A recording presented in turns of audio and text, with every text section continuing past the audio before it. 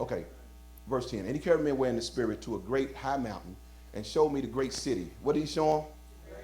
The holy Jerusalem. Where was it coming from? No, where was it coming from? Descending out of heaven. From who?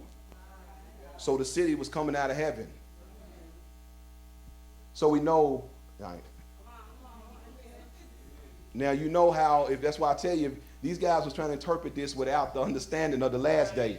That's why Daniel said, shut up the books, because I can't tell you to the last time, because if I tell you this stuff, you're not going to understand it, because it's going to have to, technology is going to have to catch up before you can understand this. So, descend. Come on, descend. Now that's not a planet. I didn't say heaven wasn't a planet, but that's not a planet. Because you know, if a planet came close to this planet, what would happen? Do y'all know anything about science? The gravitational pull would destroy this planet. But he's saying, I'm standing on a mountain looking at a city coming down out of heaven. So the city is not necessarily a city as it is a ship. Amen. I don't care if you don't believe it. I ain't got time to try to prove to you. It's a ship coming down. Now look, I'm gonna show you. I'm gonna show you. Y'all ready? Amen. Now what is he starting to describe? Verse 11. He has got the glory of God. Her what? Her light. She had all these stones, precious stones. Well, what were they like? No, you're missing the word. They were like. They wasn't stones. They were like. So what was he seeing? Lights. He's describing shiny stones. That's all he knows. But y'all, every word in the Bible means something. They were like. So he starts describing these stones. What he see. Come on now.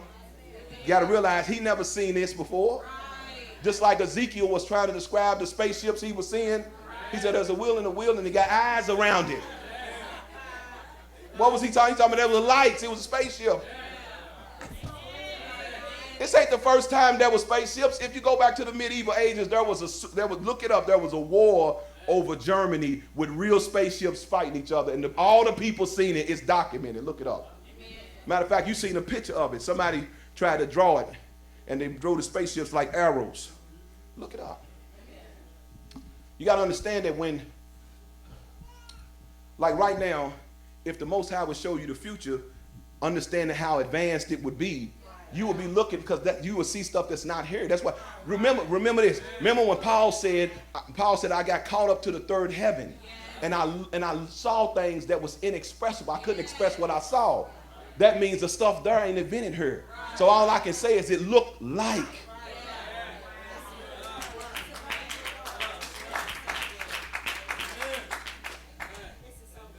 And to be honest with you, all Satan is doing is showing men the other side, and they creating what they see over there, trying to create it over here, which is the technology that really he gonna rule with. Computers are part of that technology. Radio waves, microwaves. They cannot dump what they said the elite, the Illuminati is at least 25 to 50 years ahead in technology than what you see out now. But they can't dump it on you, because you would see what it was. Just like years ago, if you, like 50 years ago, if somebody would have came out with this phone, you would have said that's the devil. Because your mind was not conditioned. He got to gradually use technology to make you okay with it. Just like years ago, you would have never put your finger on there, because you would have knew this is like the Mark stuff. See, but what he does, he gradually introduces technology so you slowly accept it.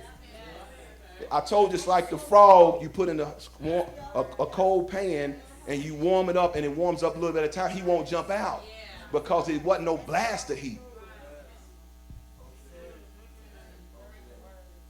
So this is why you have to all these guys wrote these books on Left Behind and trying to break down Revelation. I always just say, that can't mean that.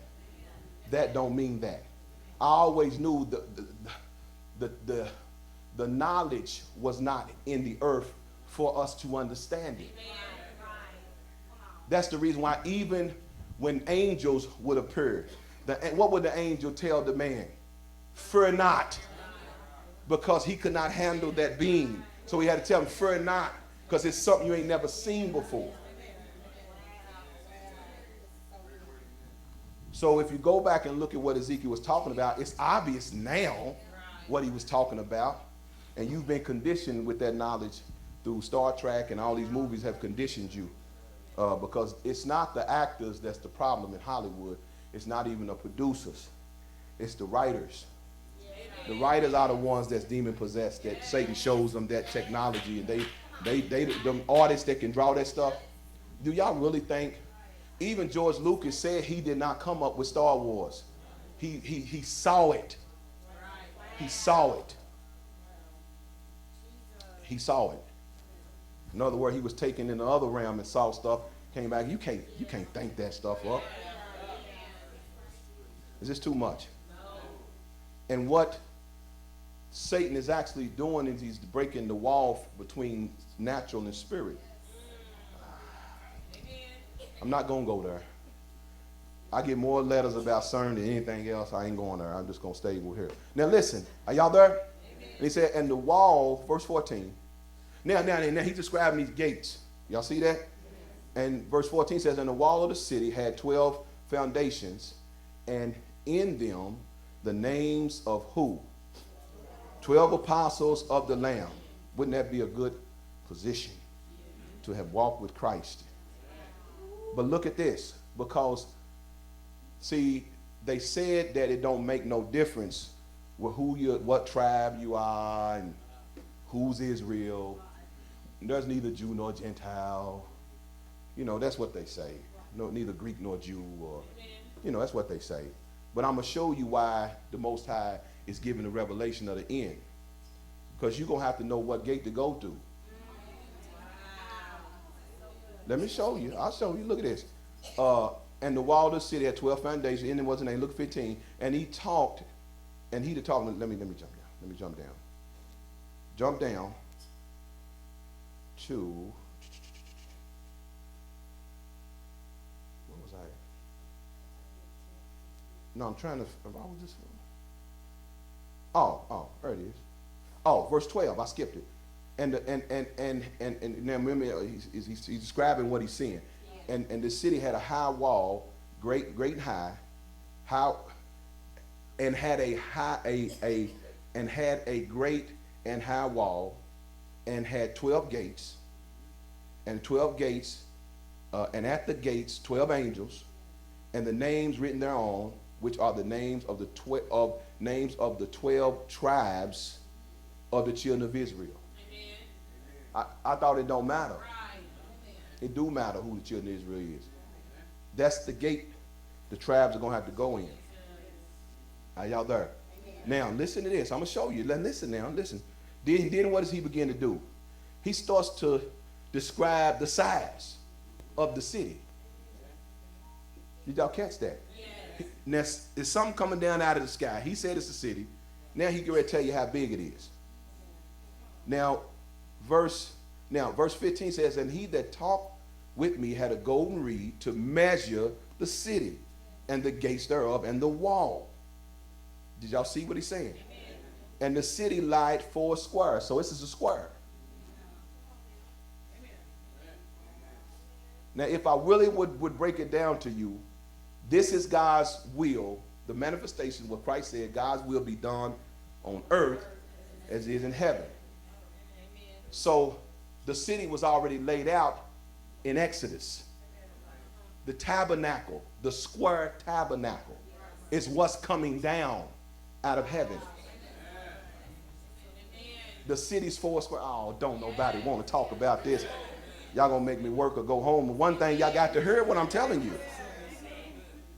The city was already laid out. That's why we have reference of that. Are y'all there? Now I don't want to go no further. I can go further, but I got to go on. I got to get back. Let me get back. Now, I said that because I want you to understand the importance of the children of Israel. Because I want to show you that Satan's goal now I done gave y'all the end already. It's not hard to get. I gave you the end. But you must understand the beginning. Because all of this is about the Satan trying to stop the seed of the woman from crushing his head. Now we know that. Point in our discussions privately with General Secretary Gorbachev, when you stop to think that we're all God's children wherever we may live in the world, I couldn't help but say to him, just think how easy his task and mine might be in these meetings that we held if suddenly there was a threat to this world from some other species from another planet outside in the universe. We'd forget all the little local differences that we have between our countries, and we would find out once and for all that we really are all human beings here on this earth together.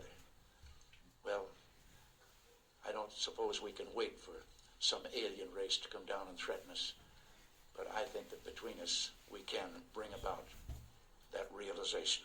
In our obsession with antagonisms of the moment, we often forget how much unites all the members of humanity. Perhaps we need some outside universal threat to make us recognize this common bond. I occasionally think how quickly our differences worldwide would vanish if we were facing an alien threat from outside this world. And yet, I ask you, is not an alien force already among us? What could be more alien to the universal aspirations of our peoples than war and the threat of war? I think maybe I'd answer it this way. I keep, in my frustration sometimes, actually, if you count some of the things going on in smaller countries and all, there have been about 114 wars since World War II. But I've often wondered, what if all of us in the world discovered that we were threatened by a power from outer space, from another planet? Wouldn't we all of a sudden find that we didn't have any differences between us at all? We were all human beings, citizens of the world, and wouldn't we come together to fight that particular threat? This is the reason for the alien agenda.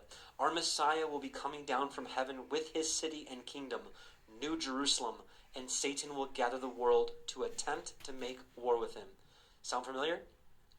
Every alien invasion movie. And there shall be signs in the sun, and in the moon, and in the stars, and upon the earth distress of nations with perplexity, the sea and the waves roaring. Listen to this. Men's hearts failing them for fear, and for looking after those things which are coming on the earth. For the powers of heaven shall be shaken, and they shall see the Son of Man coming in a cloud with power and great glory. While his appearing is going to be magnificent and joyful and a great time for his people that love him, that have accepted the Most High Son as the Lamb of Elohim that came and offered his life for us, and those that are truly walking in faith and obedience to his ways, that's going to be a joyful moment. But those that find themselves on the wrong side of these things, their hearts are going to fail them for fear and for looking after those things which are coming on the earth, because their fears are going to come true. All these Hollywood movies, and people are going to be afraid and literally terrified for their lives. And as we know, when a body of people are fearful, they are much easier to control. Just like we saw with the whole, pandemic thing.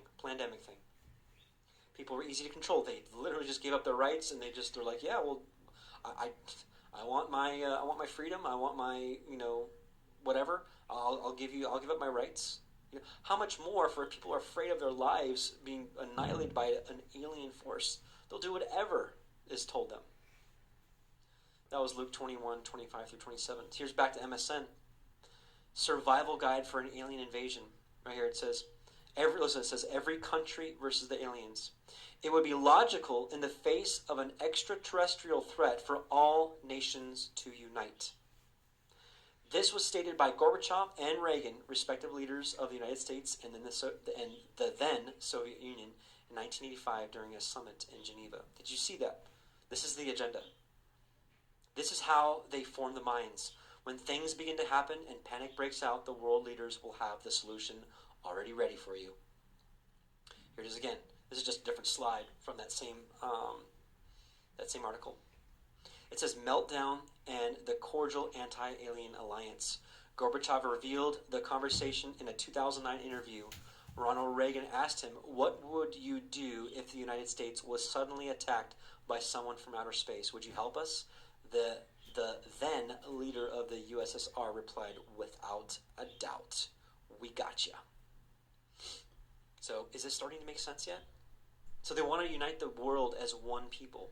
This is why they're spending so much effort using these stars, these celebrities, right, to push this global citizen thing, that we're all just one people. Here's their hand, here's their calling sign, right? We're not going to get into this today, but some of you already know. These hand signs unite them under the same satanic banner. They want to unite as one, and they will use any means necessary.